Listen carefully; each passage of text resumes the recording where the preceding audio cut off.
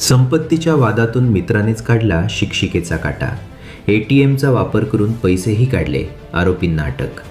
कल्याणमधील बेपत्ता झालेल्या शिक्षिका संगीता चंदनशिवे यांच्या हत्येचा उलगडा करण्यात कल्याण गुन्हे शाखेला यश आले आहे. अनेक वर्षांपासून प्रेमसंबंध असलेल्या मित्राने प्रॉपर्टीच्या वादातून आपल्या 3 साथीदारांच्या मदतीने त्यांची हत्या केल्याचा आरोप आहे. या प्रकरणी पोलिसांनी आरोपींना अटक केली आहे. 14 जुलै रोजी कल्याण पश्चिमेतील मोहने परिसरात राहणाऱ्या शिक्षिका संगीता चंदनशिवे या नेहमीप्रमाणे शाळेसाठी घराबाहेर पडल्या होत्या. त्यानंतर त्यांना आसनगाव येथे LICच्या कामानिमित्त जायचे असल्याचे त्यांनी काही नातेवाईकांना सांगितले होते. मात्र त्या घरी परतल्या नाहीत. कुटुंबियांनी कोळसेवाडी पोलीस ठाण्यात बेपत्ता झाल्याची तक्रार दाखल केली. कोळसेवाडी पोलीस आणि कल्याण गुन्हे शाखेने समांतर तपास सुरू केला.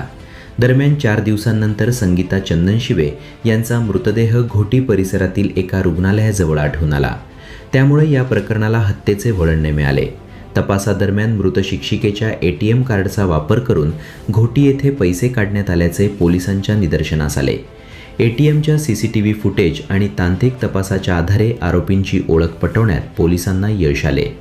पोलिसांच्या तपासानुसार आव्हाड हा संगीता चंदनशिवे यांचा परिचित असून दोघांमध्ये अनेक वर्षांपासून मैत्री होते.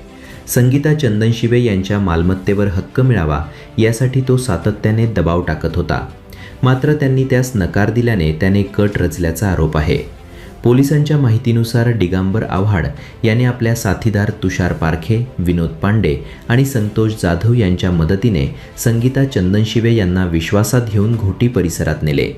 तेथे त्यांचा गळा आवरून खून करण्यात आल्याचा आरोप पोलिसांनी केला आहे.